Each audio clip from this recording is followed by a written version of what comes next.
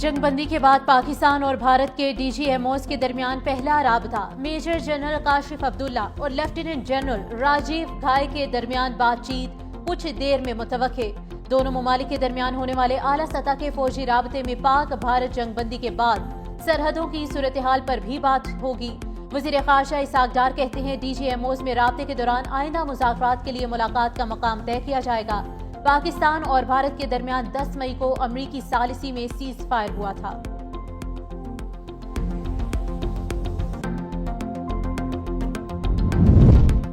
جنگ بندی کی درخواست پاکستان نے نہیں بھارت نے دی۔ D G S P R نے کہا ہماری خود مختاری پر حملہ کیا گیا تو بھرپور جواب دیں گے۔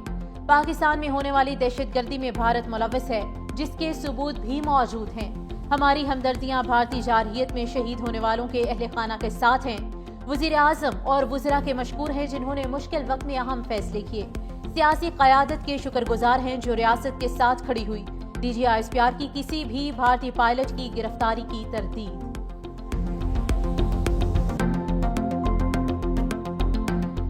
پاکستان کا جواب ایک نصابی نمونہ۔ پاکستان فوج کے F-1 اور F-2 دور مار کرنے والے میزائل، پاک فضائیہ کے جدید پریسائز منیشن، طویل فاصلے تک مار کرنے والے لوئٹرنگ ایمونیشن اور جدید پریسائز ارٹلری کے ذریعے بھارت کے 26 اہم فوجی اہداف کو نشانہ بنائے گا۔ نشانہ بنانے والے فضائی اور ہوائی اڈوں میں ایئر فورس اور ایویشن بیسز سورت گڑھ، سرسا، بھج، نالیا، آدم پور، بھٹنڈا، برنالہ، ہلواڑہ، اونتی پورہ، سری نگر، جموں، ادھم پور، مامون، امبالہ اور پٹھان کوٹ شامل تھے۔ بیاس اور نگروٹا میں موجود براموس میزائل کے ذخائر جو پاکستانی شہریوں پر حملوں میں استعمال ہوئے ان کو تباہ کیا گیا۔ بھارت کی تباہی اور بربادی کی تفصیلات جاری۔ D G S P R نے آپریشن بنیان المرصوص میں کامیابیوں کی فہرست پیش کر دی۔ لیفٹیننٹ جنرل احمد شریف چودھری نے بتایا کہ پاکستان کے خلاف استعمال ہونے والے 26 ملٹری ٹارگٹس کو نشانہ بنایا گیا۔ 2 مقامات پر S-400 بیٹری سسٹم کو کامیابی سے تباہ کیا۔ آدم پور اور بھوج میں S-400 سسٹم کو نشانہ بنایا۔ بیاس اور نگروٹا میں براہموس سٹوریج کو تباہ کیا گیا۔ اونتی پورہ، ادھم پور، پٹھان کوٹ میں اہداف کو نیست و نابود کیا۔ سورت گڑھ اور سرسا میں اہداف کو نشانہ بنایا گیا۔ ایل او سی سے شہریوں پر حملے کرنے والی بھارتی فوجی تنصیبات کو تباہ کر دیا۔ اڑی نیٹ ورک اسٹیشن اور پونچھ ریڈار کا صفایا کیا۔ پاکستان کے خلاف آپریشن کرنے والی تمام جگہوں پر بھرپور جواب دیا۔ بھارتی حملے میں انفراسٹرکچر اور ایک ایئر کرافٹ کو معمولی نقصان پہنچا۔ پاک فضائیہ کو بھارتی فضائیہ کے خلاف 6-0 سے کامیابی ملی۔ ایئر وائس مارشل اورنگزیب نے کہا پاک فضائیہ کی کارروائی کے بعد بھارت نے طیارے گراؤنڈ کر دیے، براہموس میزائلوں کو جام کیا جس کی وجہ سے ٹارگٹ مس ہوئے۔ رافیل گرانے کے بعد توجہ S-400 پر گئی۔ وائس ایڈمرل ربنواز نے بتایا کہ پاک بحریہ نے بھارت کی بحری نگرانی کی کوشش ناکام بنا دی۔ بھارتی بیڑے وکرانت پر ہماری کڑی نظر تھی۔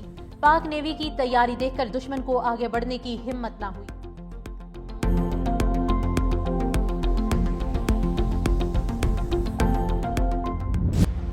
وزیر اعظم کا مسئلہ کشمیر کے حل کے لیے ٹرمپ کے بیان کا خیر مقدم۔ کہا امریکی صدر کی قیادت اور عالمی امن کے لیے ان کے عزم پر بے حد مشکور ہوں۔ صدر ٹرمپ کی پیشکش کو جنوبی ایشیا میں پائیدار قیام امن کے لیے اہم سمجھتا ہوں۔ پاکستان اور امریکہ امن و سلامتی کے لیے مل کر کام کرتے رہے ہیں۔ باہمی مفادات کے تحفظ اور فروغ کے لیے قریبی تعاون کیا۔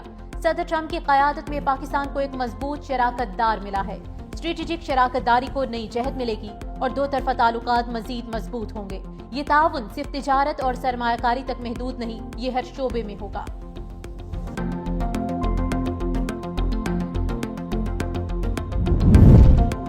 صدر ٹرمپ پاکستان اور بھارت کی براہ راست بات چیت پر زور دیتے ہیں۔ امریکہ تعمیری بات چیت کو فروغ دینے کے لیے تعاون جاری رکھے گا۔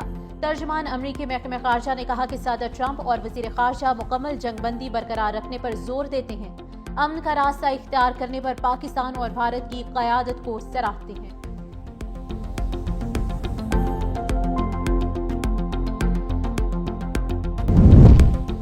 رافیل اور S-400 کی تباہی مودی پر بھاری، راج سنگھاسن ڈولنے لگا۔ پارلیمنٹ میں حساب کتاب ہوگا۔ کانگریس کا پہلگام واقعے اور جنگ بندی پر پارلیمنٹ کا خصوصی اجلاس بلانے کا مطالبہ۔ راہل گاندھی نے بھارتی وزیر اعظم کو خط لکھ دیا۔ آپریشن سندور کی ناکامی پر مودی کے اتحادی جماعت شیو سینا بھی ناراض۔ وزیر داخلہ امت شاہ کے استعفے اور مودی سے وزارت عظمیٰ چھوڑنے کا مطالبہ۔ ادھر بھارتی فوج بھی رافیل طیاروں کی تباہی کے اعتراف پر مجبور۔ بھارتی ایئر مارشل نے کہا جنگ میں نقصانات تو ہوتے ہیں، رافیل طیارہ گرنے کی تصدیق کی تو فائدہ پاکستان کو ہوگا، ابھی نقصانات کی تفصیل نہیں بتا سکتے۔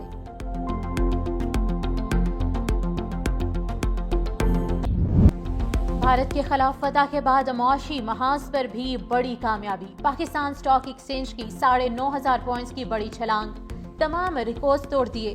ٹریڈنگ کے دوران ایک ہی جھٹکے میں تمام نقصان پورا۔ 100 انڈیکس 10 نفسیاتی حدوں کی بحالی کے بعد 1,17,000 کی سطح بھی پار کر گیا۔ مارکیٹ میں زبردست تیزی کے بعد ٹریڈنگ 1 گھنٹے کے لیے معطل کرنا پڑی۔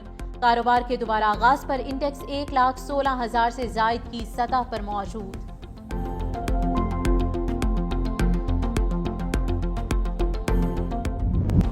پاکستان نے خطے کی سپر پاور بننے کا بھارتی خواب چکنا چور کر دیا۔ پوری دنیا کو پتہ چل گیا پاکستان کی فوج اور عوام کس قدر مضبوط ہیں۔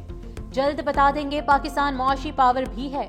معروف صنعت کار عارف حبیب کا معاشی استحکام کے لیے مساق معیشت کی ضرورت پر زور۔ کہا سیاسی جماعتیں اختلافات کو ختم کرنے کا رواج پیدا کریں۔ پاکستان میں یکے بعد دیگرے اچھی خبریں آئیں۔ دنیا کو دکھا دیا کہ پاکستان ایک مضبوط ملک ہے۔ چین نے پاکستان کے ساتھ کھڑے رہ کر واضح پیغام دیا۔ وزیر اعظم نے بجٹ میں صنعت اور تنخواہ دار طبقے کو ریلیف دینے کی بات کی ہے۔ اس وقت اس پوزیشن میں ہوں کہ امید جگائیں، نوجوانوں کا پاکستان پر اعتماد بڑھے گا۔ آپ نے ثابت کیا کہ امن آپ کی خواہش ہے، لیکن اگر کوئی جنگ مسلط کرے گا تو اس کے دانت کھٹے کریں گے۔ ایسی سوچ، ایسا جذبہ، اس کو کوئی شکست نہیں دے سکتا۔ میں سمجھتا ہوں کہ ہماری قیادت کا اور عوام پاکستان کا یہ سب سے بہترین لمحہ ہے جب آپ سر فخر سے بلند کر کے یہ کہہ سکتے ہیں کہ بنیان المرصوص۔